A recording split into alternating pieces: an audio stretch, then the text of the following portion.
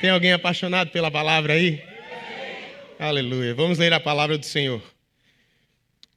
Diz assim: o Espírito diz claramente que nos últimos tempos alguns abandonarão a fé e seguirão espíritos enganadores, doutrinas de demônios, por causa da hipocrisia dos que falam mentiras e que têm a própria consciência cauterizada. Eles proíbem o casamento e o consumo de alimentos que Deus criou para serem comidos com ação de graças pelos fiéis e conhecem a verdade. Pois tudo o que Deus criou é bom, e nada deve ser rejeitado, se for comido com ação de graças, pois é santificado pela palavra de Deus e pela intercessão. Se você transmitir essas instruções aos irmãos, será um bom ministro de Cristo Jesus, nutrido com as verdades da fé e da boa doutrina que tem seguido fielmente. Rejeite, porém, as fábulas profanas e tolas. Antes, exercite-se na piedade. O exercício físico é de pouco proveito. A piedade, porém, para tudo é proveitosa, porque tem promessa tanto para a vida presente quanto para a futura. Esta palavra é fiel e digna de toda aceitação. Se trabalhamos e lutamos, é porque temos depositado a nossa esperança no Deus vivo, o Salvador de todos os homens, especialmente dos que creem. Ensine essas coisas e dê instruções a respeito delas. Ninguém o despreze pelo fato de você ser jovem, mas seja um exemplo para os fiéis na palavra, no procedimento, no amor, na fé e na pureza. Até a minha chegada, dedique-se à leitura pública da Escritura, à exortação e ao ensino. Não negligencie o dom que foi dado a você por mensagem profética com imposição de mãos dos presbíteros. Seja diligente nessas coisas. Dedique-se inteiramente a elas, para que todos vejam o seu progresso. Atente bem para a sua própria vida e para o ensino. Persevere neles, pois agindo assim, você salvará tanto a você mesmo quanto aos que o ouvem. Essas são as palavras do Senhor. Nós damos graças a Deus. Obrigado, Rev. Bom dia, igreja linda. Paz de Deus. Gente, que igreja linda. Glória a Deus pelo que o Senhor te chamou para fazer parte. Que igreja linda. Nós somos uma igreja contemporânea, vibrante, histórica, atual, pregando o evangelho, que ama a palavra. Isso é uma maravilha, gente. Essa não é só a igreja pela qual você se apaixonou e olhou, olha que igreja bonita, quero fazer parte. É a igreja que Deus te chamou para pertencer. Esse é o tempo que Deus te chamou para pertencer. Apaixone-se, não só pela igreja, pelo que ela oferece, mas pela própria voz de Deus te chamando. Faça parte disso, meus filhos. Eu quero usar vocês aqui, com poder e com graça. Seja feliz, grato de estar aqui. O Senhor está aqui, amém? Esse não é só o sínodo para negócios da igreja. É a nossa reunião para calibrar o nosso coração, alinhá-lo com Deus. Deus não nos deixou só. O Senhor está aqui conosco, amém? Você crê nisso? O Espírito Santo está nos guiando pela história. É preciso ouvir a voz do Senhor. Eu estava ali orando, eu quero que você me juntar a você. Senhor, nos diga os próximos passos. Nos dê novos desejos, novos anseios. Nós somos a tua casa, Senhor. Nós estamos a tua casa, Senhor. Nós te amamos. Fale conosco, Jesus. Amém. Bom dia, meus irmãos, clérigos, líderes, pastores e meus líderes bispos. Com muita alegria me dirijo aqui a vocês hoje, dizendo que eu estou bem, graças a Deus. Graças a Deus. E eu sei que muitos estão aqui de pé hoje compartilhando a palavra do Senhor, porque vocês me suportaram e oraram por mim. Eu sou um fruto dessa casa, devedor dessa casa em muitos aspectos. Inclusive por estar aqui agora, certo? Porque os irmãos aqui cuidam uns dos outros, oram uns pelos outros. E o Espírito Santo tem nos conduzido pela história, amém? Então, meus irmãos, hoje nós lemos um texto aqui que é gigantesco. As cartas pastorais, você é pastor, você deveria amar isso. ler isso sempre. Se possível, ler isso uma vez por mês. Você deveria imprimir a carta de Paulo a Timóteo, as outros pastores, e andar com isso na mão, vir para a igreja com isso na mão. É isso que eu quero ser, é isso que eu sou. Você deveria dormir com isso, por mais estranho que pareça. O seu cônjuge falou: o que você está fazendo? Eu estou amando a palavra. É assim, quando você se perder, meus irmãos, que a gente se perde, nosso coração é enganoso. Nosso coração é enganoso. Confie mais na palavra do que no seu coração. O diabo vai querer semear a sua vocação. O mundo vai querer confundir você. E para onde você vai? Tem gente que se engana e pensa: então eu preciso de mais uma conferência. Você precisa ir para a palavra antes de qualquer coisa. Precisa ir para o YouTube, pegar algum guru teológico ou gospel. Você precisa ir para a palavra. Não sei se você percebeu ontem, mas ontem nós tivemos uma aula aqui de como seguir os apóstolos. A estrutura do sermão do nosso primário ontem foi fazer o credo apostólico, junto com o texto bíblico. Essa igreja sabe de onde veio. Se você está confuso, volte para o começo. Se desorientou, volte para o começo. O começo é a palavra, meus irmãos. Essa é uma igreja bíblica. Isso deveria dar orgulho a você. Eu pertenço a uma igreja que ama a palavra. Por isso nós vamos nos perder ao longo da história. As tentações são muitas. E não importa as quantas virão. Pode vir. Estamos firmados na rocha. Amém? É como meu, já acabou, Jéssica? É isso, sim. É só isso que o mundo tem? Estamos firmados na palavra, amém? Meus irmãos, uma igreja consolidada no ensino. É isso que nós somos. Nós já somos isso. Eu quero só reafirmar o óbvio que a gente não pode deixar de conferir sempre. Porque bons pregadores, na opinião desse bispo aqui, não são grandes inovadores. Eles dão brilho à mensagem de sempre, o evangelho de sempre. Eles enaltecem, fazem todos olhar e falar: é isso que eu sempre amei, é isso que eu sou, a mensagem de sempre. Então eu pretendo não dizer nada de novo para vocês, mas reacender no coração uma chama que já está aí. Vocês são homens e mulheres de Deus. Vocês são o povo escolhido pelo Senhor. E eu quero que você saia daqui hoje com esse coração mais aquecido, para voltar para casa e saber: a palavra do Senhor é que me guia, amém? Olha só, isso que nós vamos falar aqui, se igreja no ensino, isso não é só um tema interessante, ou para alguns da igreja. Isso deve ocupar o coração de todos nós, porque é nossa tarefa. Isso é o que a igreja é, e não pode deixar de ser, senão ela perde sua própria qualidade. Nós somos uma igreja família. Mas que tipo de família é essa? É o nosso amor a Jesus, nossa filiação à Trindade, ao Deus Pai, é que nos une. Se a gente começa a raliar as doutrinas, nossa relação com a palavra, nós perdemos o senso real de família. A família de Deus. Que tipo de família é essa? Deus, família, Deus Trino, nos adotou. E é essa família que nós pertencemos. Amém? Gente, o exemplo de Paulo e Timóteo. Você deveria conferir isso. Você deveria decorar essas cartas. Essa é a sua profissão, sabia? Essa é a sua tarefa. Você deveria ler a Bíblia sempre, amar isso. Olha, vou dizer com todo respeito a vocês, como irmãos na fé, nós somos irmãos, certo? Um dia houve um exemplo terrível de um açougue, e o dono do açougue morreu, e os filhos do açougueiro assumiram o açougue e pararam de vender carne, e mantiveram o nome açougue, e começaram a vender outras coisas, coisas da Shopee, não é isso? Estão querendo taxar aí, compra logo, viu? E essas coisas todas, e vendia tudo quanto é tipo de bugiganga, mas mantinha açougue alguma coisa. Açougue.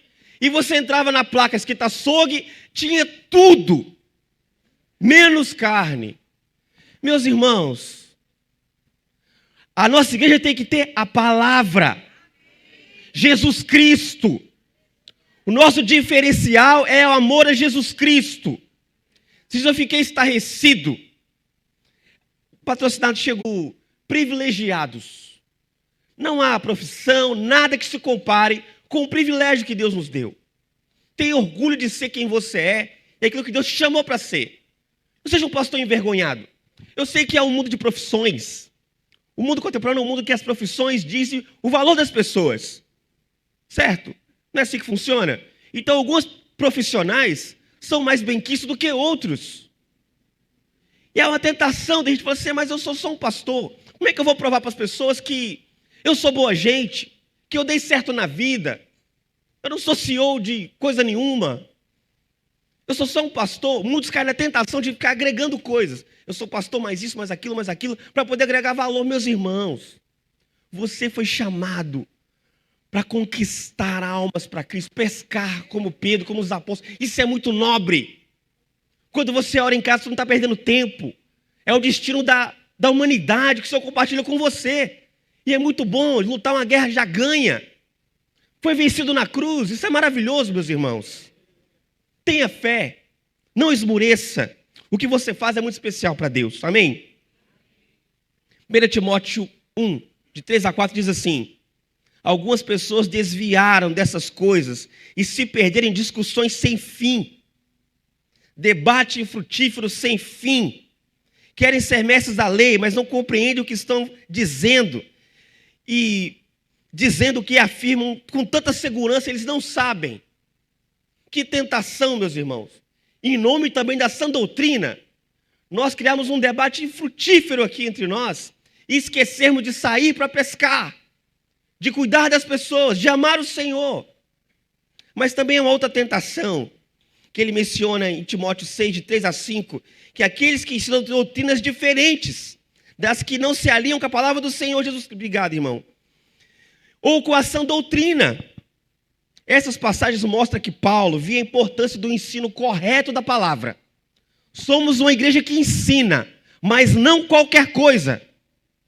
Somos uma igreja ensinadora, educadora, que materna, que cuida, que envia, mas não de qualquer maneira. Olha só, preste atenção. Ninguém aqui tem autorização de ninguém para negligenciar o seu amor pela palavra. O bom evangelista é também um bom teólogo. Porque o que ele vai pregar, afinal de contas? O bom conselheiro abre a Bíblia e maneja isso bem. O chamado de todos aqui é isso aqui: manejem bem a palavra da verdade. Se você ainda não faz isso, faça rápido.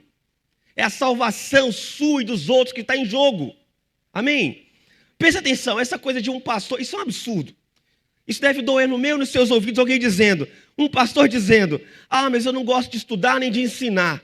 Meu irmão, não me irrite. Ponto. Quando você diz assim, olha, eu não quero participar disso, eu não sou dado a isso, eu não gosto de ler, meus irmãos, para começar 66 livros aí no seu colo. Não gosto de ler, aprenda. Quer dizer, eu também não gosto. Não é prazeroso sentar, às vezes, abrir um livro e ficar ali lendo. Tem dia que você lê a Bíblia e você olha, não estou com borboletas no estômago quando eu abro a palavra de Deus. Não interessa. Não interessa. É a sua tarefa. Faça com amor. Compre uma Bíblia nova, vamos que você gosta de ler então. Prepare um lugar e ore ao Senhor. Você é assim, a regra é essa. Não tem receita de bolo? Claro que tem. Tem receita, tem regra de vida, é assim que você faz. Você não quer orar? Está com vontade não? Ora até ter vontade. Não estou com vontade de ler a Bíblia. Então leia até ter vontade. Isso é uma coisa que você às vezes só aprende a ter sabor se insistir. E os sabores maduros da Bíblia são como alguns alimentos e comidas, que você tem que insistir, prestar atenção para pegar o sabor. Tem textos difíceis, não fuja deles. Essa é a sua tarefa. Ame a palavra, mas ame de verdade, não de boca. Quanto tempo você gasta lendo isso, meus irmãos? É preciso que você ajuste a sua rotina. Rotina de pastor é diferente. Rotina de pastor tem devocional, que é uma coisa, tá? O que é um bom devocional? Um bom devocional é um encontro com o seu Senhor. Não é só estudo. No meu devocional não estou querendo saber a altura do Monte Ararat. É o Senhor, nem eu sei isso, meu filho. Claro, estou pecando aqui. Mas entende, não é isso que importa. Quando a minha filha chega bem e fala assim, papai, eu te amo. Eu não fico me perguntando, no léxico vocabulário de uma criança de 6 anos, o que significa eu te amo? E fico ali estudando. Eu só digo, eu também te amo, minha filha. É assim o devocional que você ouve a palavra de Deus. Você vai dizendo, eu cuido de você, você amém. Escuta como um filho. Agora, tem hora que você tem que parar e estudar. Pastores estudam. Você é um pastor. Não deve ter uma fé mantida só por pequenos devocionais. Você tem que ser um mestre. Você prega. Você exorta, você ensina. Vocês não são meninos na fé. Vocês não podem comer coisas de novato na fé. Você não é. Você é um pastor maduro. Essa é uma marca dessa igreja. Mantenha isso. Nós contamos com você. Ame a palavra, saiba tudo. E você vai traduzir. O lugar do púlpito não quer você dar aula de teologia, mas você sabe. Eu espero que você saiba. E você prega com beleza, com exatidão, e anima o povo, mas você sabe. Amém? Ame doutrina boas, arrepia a alma. Ame-as. Ilustre-as, traduza, mas saiba e as ame. Amém, meus irmãos? Primeira coisa, talvez primeira e única. Nós precisamos transcender essa dicotomia artificial, pastor versus teólogo. Precisamos transcender isso. Porque de onde veio isso, meus irmãos? Olha, um certo influência do secularismo influenciou algumas escolas teológicas. E na Alemanha, especialmente, se tornou uma teologia muito rigorosa e alta, aspirando a ser uma teologia que respondesse às demandas acadêmicas, mas também houve muitos exageros, e alguns teólogos se afastaram da vida prática, se encastelaram e começaram a conversar entre si, esqueceram de todos. Isso aconteceu. E isso afastou o povo da teologia. Assim, o pessoal, quase uma nave que chegava na igreja, os exegetas chegaram, né? Que eles comem, de onde eles vêm, para esses extraterrestres. Gente, isso aconteceu.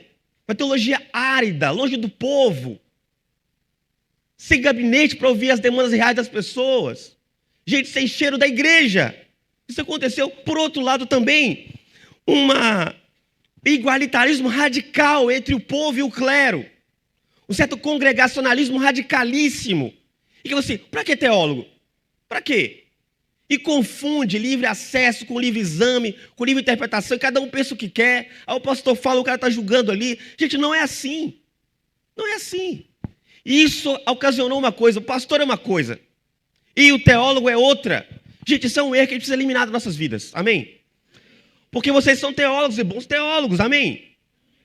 Olha o que o pré-reformador John Huss disse. Uma advertência clara sobre isso. Aquele que não possui a verdadeira doutrina não tem o Espírito de Cristo. Cristo não te confunde, meus irmãos. Cristo se revela, se mostra, te chama. Certo? Não é só pela minha inteligência ou a sua de chegar na boa doutrina. O Senhor te trouxe para ela. É um trabalho do Espírito Santo. Amém? E, portanto, não pode ser um pastor da igreja. Avalie-se a si mesmo como você tem usado bem a vocação que o Senhor te chamou. Temos um país para ganhar, meus irmãos. Isso não virá sem calor no coração, sem paixão por vidas, e sem amor pela palavra, e sem doutrina boa. Amém? E é isso que nós somos. Mantenha isso. Mantenha-se de pé. Não desanime. O Senhor conta com você. É um privilégio. Ele já vai fazer. A verdade é essa. O Senhor já ganhou essa história. A igreja vai triunfar. A pergunta é, você vai participar com qualidade? Quero dar minha contribuição. O reino não está em jogo. Será que vai dar certo? Já deu certo, meus irmãos. A cruz já foi estabelecida. A vitória já está, o céu está sendo preparado. A terra sendo colonizada pelos valores de Deus. Você vai participar disso como? Como? Lembra de Teresa d'Ávila que disse assim, olha, o Senhor tem poucos amigos. Então é bom que os seus amigos sejam perfeitos. Perfeitos. Se esforce, meus irmãos. Se esforce um pouco mais. Se esforce um pouco mais, amém? Que Deus te abençoe. Calvino. Gente, talvez a melhor parte de Calvino, o que me irrita é isso, eu acho. A melhor parte de Calvino, as pessoas quase não conhecem. Mas pega as partes mais frágeis, eu queria que você não bebesse isso, se você não gosta do Calvino, mas é seu irmão na fé, entendeu? Seu irmão na fé é um homem de Deus. Escute isso aqui, portanto, a tarefa principal de um pastor é explicar as Escrituras, Em segundo lugar, é aconselhar, exortar os fiéis. Por fim, ensinar as crianças e os novos convertidos. Como você fará isso? Se você ainda é um pastor nécio, é um faixa branca, dono de academia de jiu-jitsu, não faz sentido. Você deveria instruir a todos, certo? Preste atenção, meus irmãos. Vamos orar mesmo, porque isso é fruto do Espírito Santo, meus irmãos, para que nossas instituições de ensino prosperem, para que nasçam simpósios, editoras, que os bispos publiquem mais, vocês também. Quero dizer a você, olha, vai no seu escritório, limpa aquela poeira da sua cadeira, tire seus livros de lá. Tem gente que forma no seminário e nunca mais vai e volta aqueles livros lá. Essa grade do nosso seminário não está lá por um acaso. Vá lá descobrir por que isso existe. Ame isso, amém? Para que você vá bem em toda a tarefa. E o diabo não nos envergonhe. Amém? Que Deus te abençoe. Por última coisa, discipulado não vai bem com teologia ruim. No entanto, o discipulado genuíno só acontece com doutrina genuína. O bom discipulado depende de boas doutrinas. Claro que não só isso, meus irmãos. Mas sem isso, não é possível. As doutrinas centrais não são apenas aquelas portas de entrada para quem acabou de chegar na fé, mas sim que indica quem nós somos. Se você não conhece a palavra e as doutrinas dessa casa, você vai se confundir, não sabe quem você é. Não sabe qual é o seu chamado. Então você precisa conhecer e manter isso vivo, amém? Meus irmãos, eu fiquei espantado ao ver uma igreja por aí, não ia dizer, mas é uma igreja episcopal norte-americana, não ia falar, mas já que Deus revelou aqui. No meio da Eucaristia, alguém lendo um credo queer, mesmo um credo gay. Ai, meu Deus. Eu fiquei chocado com isso, porque assim, gente, o credo não é qualquer coisa que você deva brincar. Saudade dos liberais que ainda respeitavam isso, né? E, meus irmãos, agora eu vou dizer uma coisa para vocês. Vai ser chocante mesmo, mas sabe qual é a raiz disso? Esse fenômeno mora na falta de amor aos credos da igreja indivisa. O remédio contra esse tipo de credo é amar o verdadeiro credo. Então, ame. Não adianta chocar. Depois de ver isso, eu fiz como alguns irmãos. Sabe uma igreja copta, uma vez caiu um míssil dentro dela e os irmãos morreram. E o que eles fizeram? Saíram para fora, mesmo antes de limpar os corpos de seus irmãos, começaram a recitar o credo por horas. Por horas. A fé apostólica. Nós aprendemos ontem aqui sobre isso. É a fé, essa é uma igreja apostólica. Amém? Meus irmãos, esse é o remédio. É preciso que você volte a recitar os credos, como o bispo disse aqui. Credo atanasiano. Leia isso uma vez por semana, pelo menos. Seja crente, meu irmão. Saiba no que crê. Crente crê em alguma coisa. Saiba no que acreditar. Nessa parede aqui, tem um credo escrito desde o começo dessa igreja. Não é por acaso. É uma arte do irmão Gilberto, que é maravilhosa, mas não é só isso. Essa igreja está fundada nessa pedra. Nessas verdades. Essa casa tem verdades. Fomos salvos pela palavra da verdade. Amém? Meus irmãos, devemos praticar isso, viver isso, atualizar isso. Nossos corações, o credo de sempre. Amém? É isso, meus irmãos. Uma igreja consolidada no ensino forma homens e mulheres sábios. Não é encher potes vazios, é regar raízes. Uma boa educação não é educação bancária, que você fica colocando, depositando coisas. Não é isso. São pessoas que você vai regando, elas vão florescendo. A sabedoria não é uma questão de quê, mas de como fazer também, de como ensinar. Eu sei que minhas crianças não vão lembrar de todos os meus conselhos, não vão lembrar. Eu sei que se eu perguntar para minhas ovelhas o que eu preguei em janeiro de 2015, elas não vão saber. Mas elas vão se lembrar do que aconteceu. O clima que vocês causam quando chega na comunidade. As crianças se lembram de como eram tratadas na barriga de suas mães, suas ovelhas também. Então não é só ter a verdade, a doutrina, mas a nossa doutrina é que Deus é bom, que Ele é justo, que Ele é amoroso. Quando você chega, deve descansar as pessoas. Quando a igreja tem que ser um lugar agradável, que todos chegam e falam, essa aqui é uma amostra grátis da meu verdadeiro lar em Deus. Não é só o que dizer, é como. Com a sua vida.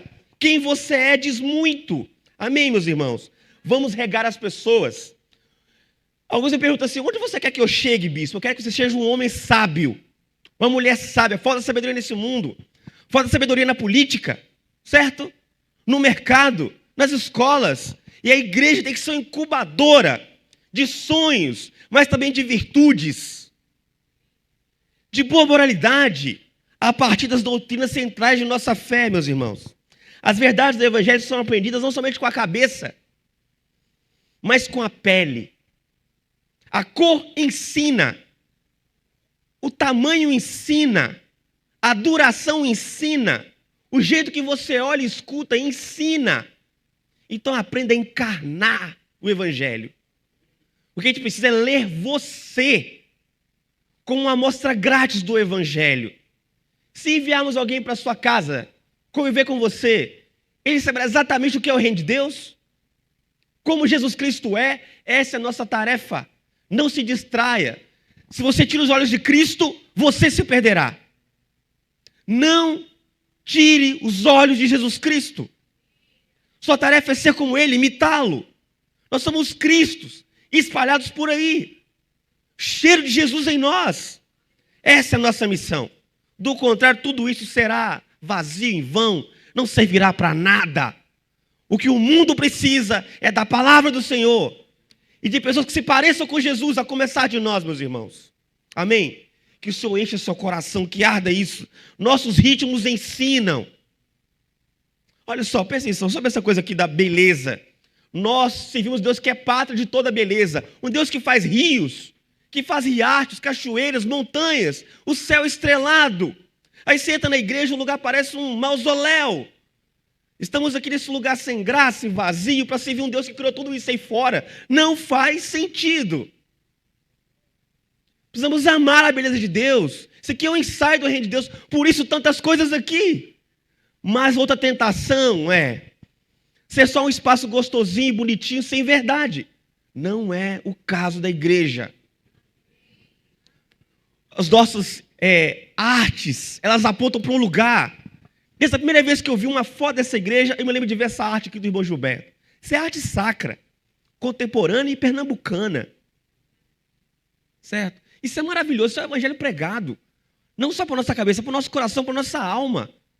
Você não fez isso, faça ainda. Tem uma história de Cristo sendo contada ali por meio dessa arte. Isso é maravilhoso.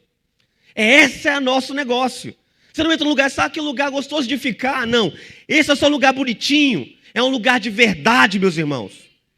Da perfeita verdade do Senhor. Nossos ritmos ensinam o evangelho. Olha, imagina um pastor sempre cansado, sempre corrido, sempre atarefado, não dorme há dias, dizendo assim, com olheira, vem viver essa paz. Vou nada. Todo encalacrado, um churume humano, uma alma cebosa. Vem. Vou nada. Vou não, ninguém irá, meus irmãos, não é verdade. Eu imagino o impacto de pessoas dizendo assim, eu tenho tempo para você. Tenho tempo para te ouvir de verdade.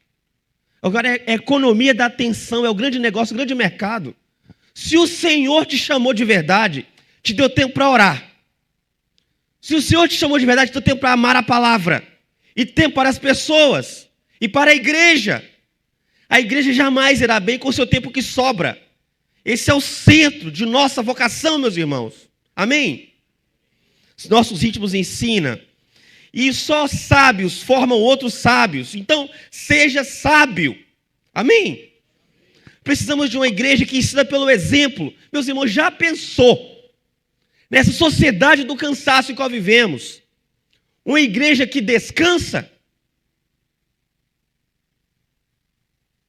Pessoas ansiosas, adoecidas, correndo para tentar se salvar. Nós já fomos salvos. Eu posso tomar um café em paz. Olhar para o olhar dos filhos, filho, eu te amo. O que você quer dizer? Eu quero ouvir com o coração. Pregar com diligência, preparar uma mensagem com diligência. Você tem tempo para isso. Ou tem coisa interferindo aí na sua história.